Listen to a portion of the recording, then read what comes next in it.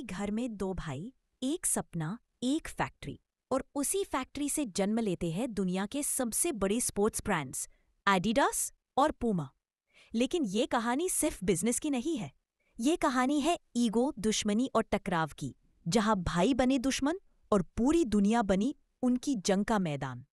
तो चलिए जानते हैं कैसे शुरू हुआ ये सफर, कैसे टूटा भाईचारा और आज ये ब्रांड्स क्या कर रहे हैं।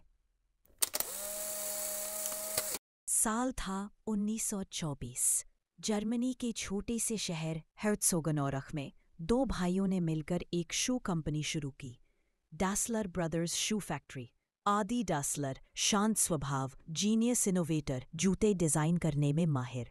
रूडी डासलर बातूनी, चालाक और कमाल के सेल्समैन। दोनों मिलकर बनाते थे ऐसे स्पोर्ट्स शूज जो दुनिया भर में छा रहे थे। यहाँ तक कि 1936 के बर्लिन ओलंपिक में जेसी ओवेंस ने उनके स्पाइक्स पहनकर 4 गोल्ड मेडल जीत लिए। डासलर ब्रदर्स का नाम इतिहास में दर्ज हो गया।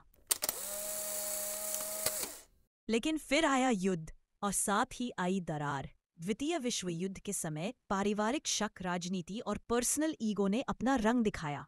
एक घटना हमेशा याद रखी जाती है, जब बम गिरने से बचते हुए आदि ने कहा, "वो फिर आ गए", और रूडी को लगा ये ताना उसके लिए था। तनाव इतना बड़ा कि 1948 में दोनों ने अपना रिश्ता और बिजनेस तोड़ दिया। आदि ने अपनी कंपनी का नाम रखा एडिडास, रूडी ने बनाई अपनी खुद की कंपनी पूमा, और यहीं से शुरू हुआ स्पोर्ट्स वर्ल्ड का सबसे बड़ा कॉरपोरेट युद्ध। अब हेर्त्सोगेनारख 2 हिस्सों में बन चुका था, एडिडास वर्सेस पूमा। लोग तक तय करते थे कि किस कंपनी में काम करना है, कहाँ के रेस्तरां में जाना है और किससे शादी करनी है। एडिडास ने बदले जाने वाले स्टड्स के साथ 1956 में जर्मन फुटबॉल टीम को वर्ल्ड कप जितवाया। पूमा ने पेले, माराडोना और यूसेन बोल्ट जैसे सुपरस्टार्स को साइन किया। ये सिर्फ शूज की रेस नहीं थी, ये ब्रांड वैल्यू, इनोवेशन और मार्केट डोमिनेशन की जंग थी।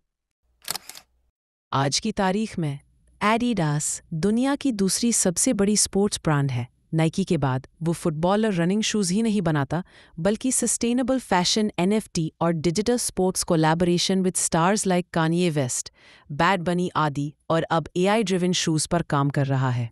Puma fastest growing sports fashion brand, fashion, motor sport, Ferrari, BMW और स्ट्रीटवेयर में भी कदम रख चुका है। रियाना, डुआ लिपा और नेमार जैसे सेलिब्रिटीज इसके साथ जुड़ चुके हैं और टेक इनेबल्ड फुटवेयर पर इन्वेस्ट कर रहा है। दो भाइयों की दुश्मनी ने दुनिया को दिए 2 महान ब्रांड्स। जहां रिश्ते टूटे, वहीं से खड़ी हुई ऐसी इमारतें जो आज भी लाखों लोगों के पैरों को सपोर्ट दे रही हैं।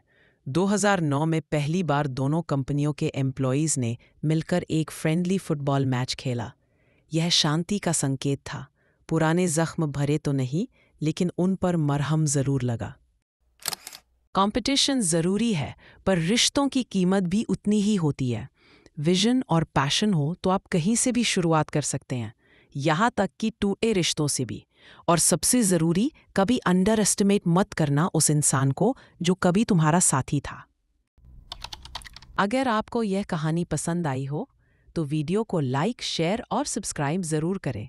कमेंट में बताइए आप टीम एडिडास हैं या टीम पूमा।